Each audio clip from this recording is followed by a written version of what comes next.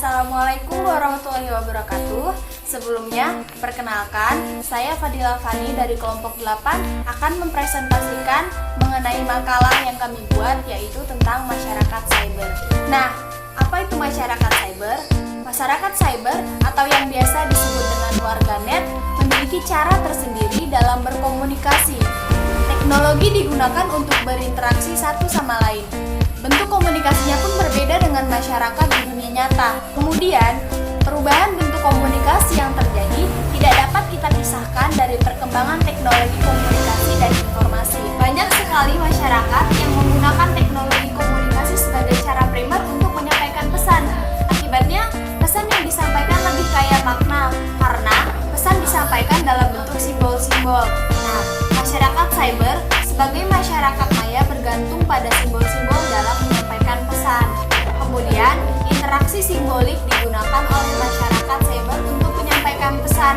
Tidak jarang kita temukan bahwa makna dari simbol yang disampaikan diinterpretasikan secara berbeda sehingga menimbulkan multipersepsi. Cara manusia berkomunikasi mengalami perkembangan yang signifikan dari masa ke masa. Hal ini tidak terlepas dari perkembangan teknologi dan ketersediaan alat penghubung dan proses komunikasi yang dijalani sesuai dengan kebutuhan dan kondisi yang ada.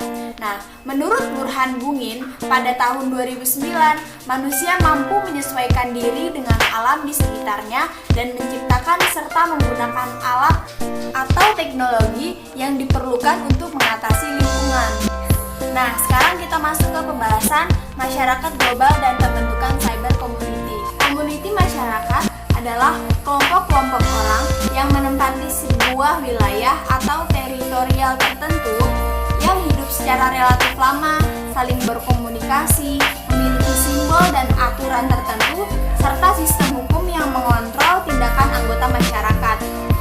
Nah, komuniti masyarakat juga memiliki sistem stratifikasi, sadar sebagai bagian dari anggota masyarakat tersebut, serta relatif dapat menghidupi dirinya sendiri.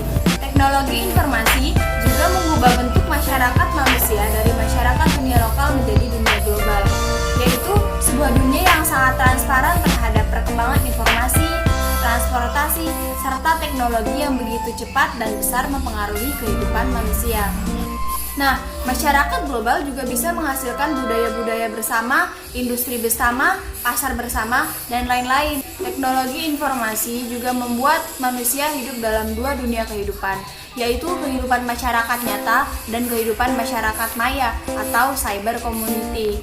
Nah, sekarang kita masuk ke pembahasan yang kedua, yaitu tentang masyarakat maya atau sisi lain kehidupan masyarakat manusia. Masyarakat maya adalah sebuah fantasi manusia tentang dunia lain yang lebih maju dari dunia saat ini. Fantasi tersebut adalah hyperrealis manusia tentang nilai, citra, dan makna kehidupan manusia sebagai lambang dari kebebasan manusia terhadap kehidupan materi dan alam semesta. Namun, ketika teknologi mampu mengungkapkan misteri pengetahuan itu, maka manusia mampu menciptakan ruang kehidupan baru bagi manusia dalam dunia hyperrealis. Masyarakat maya atau masyarakat cyber juga mengembangkan metode kehidupan masyarakat nyata, yaitu yang pertama ada proses sosial dan interaksi sosial. Kemudian di poin yang kedua ada kelompok sosial maya. Kemudian di poin yang ketiga itu ada kebudayaan dan masyarakat maya. Kemudian yang keempat itu ada poin peranata dan kontrol sosial masyarakat maya. Kemudian yang terakhir ada stratifikasi sosial, kekuasaan, dan kepemimpinan masyarakat maya. Nah, kemudian kita masuk ke pembahasan proses-proses sosial dan interaksi sosial. Nah, proses sosial dan interaksi sosial dalam masyarakat maya atau masyarakat cyber ada yang bersifat sementara dan ada yang bersifat menetap dalam waktu yang relatif lama atau selamanya, tergantung kepentingan mereka dalam dunia maya. Nah, interaksi sosial sementara terjadi pada saat browsing, chatting, atau search kemudian meninggalkannya. Interaksi sosial yang cukup lama seperti pengguna internet yang setiap saat berada dalam masyarakat maya, mereka bergaul, menyapa, berbisnis, belajar, dan bahkan mencuri di dalam masyarakat maya. Kebanyakan anggota masyarakat maya menjadi penduduk tetap dengan memiliki alamat dan rumah di sana dengan status penyewa atau pemilik, yaitu yang memiliki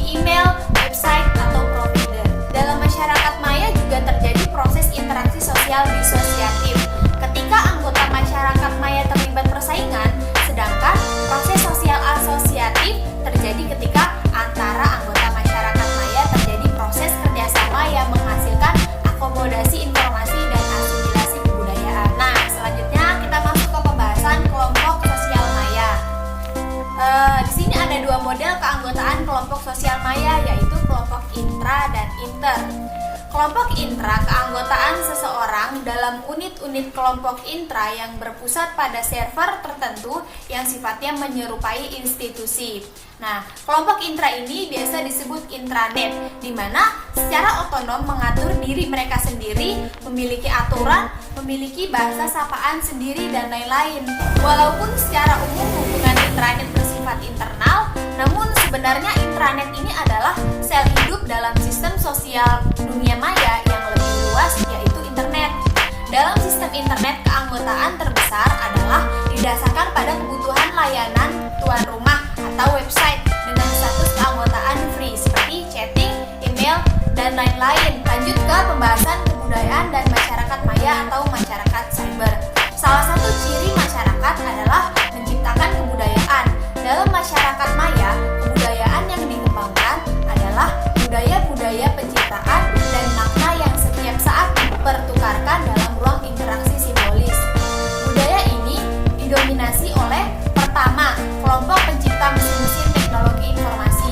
Kedua, kelompok yang setiap saat menggunakan mesin pencipta karya-karya imajinasi. Dan ketiga, masyarakat yang menggunakan mesin-mesin dan karya imajinasi tersebut. Masyarakat maya juga menciptakan kultur universal yang dapat dijelaskan seperti dimiliki masyarakat maya, yaitu yang pertama ada peralatan dan perlengkapan hidup masyarakat maya adalah teknologi informasi, yaitu mesin komputer. Nah, kemudian yang kedua ada mata pencaharian dan sistem ekonomi, yaitu menjual jasa dengan sistem ekonomi substitusi, yaitu ada substitusi iuran sebagai jasa persewaan ketika seseorang menyewa space pada website tertentu. Poin yang ketiga ada sistem kemasyarakatan adalah sistem kelompok jaringan. Poin yang keempat, bahasa masyarakat maya adalah pada umumnya bahasa Inggris. Kemudian ada poin yang kelima, karya masyarakat adalah bagian dari karya seni pada umumnya. Poin keenam, sistem pengetahuan dikembangkan menggunakan proses pemberitahuan dan pembelajaran langsung secara real dan error. Kemudian ada poin yang terakhir, yaitu sistem religi atau kepercayaan. Masyarakat maya adalah waktu dan keyakinan bahwa setiap masyarakat dalam dunia maya dapat dipecahkan. Kemudian kita geser ke pembahasan peranata dan kontrol sosial masyarakat maya atau masyarakat cyber. Peranata dan kontrol sosial yang lazim yaitu login, password, dan PIN number yang digunakan sebagai tiket atau kata salam untuk masuk ke dalam website tertentu. Dalam masyarakat maya ada peranti penjara, yaitu dengan menciptakan penangkal virus. Lanjut ke materi stratifikasi sosial, kekuasaan, dan kepemimpinan masyarakat maya. Masyarakat maya mengenal stratifikasi sosial berdasarkan pada besarnya jaringan yang dimiliki. Nah, pemilik stratifikasi tertinggi dalam masyarakat maya adalah contohnya http://www. Stratifikasi kedua adalah com, net, gov, go, id, dan sebagainya. Nah, kita masuk ke perubahan sosial dalam masyarakat maya. Perubahan dalam masyarakat maya dikenal dengan dua konsep, yaitu yang pertama, perubahan fisikal yang terjadi dalam mesin-mesin komputer. Kemudian yang kedua ada perubahan sosial, yaitu perubahan yang disebabkan hukum alam yang setiap saat menimbulkan masalah baru. Cyber law sebagai konsekuensi cybercrime. Cyber law adalah perangkat hukum positif yang digunakan mengontrol akselerasi kehidupan dalam cyber community. Nah, cyber law memiliki dua sisi pengendalian masyarakat. Yang pertama itu ada secara genetik dan efektif menghukum setiap pelanggaran hukum dan cyber community.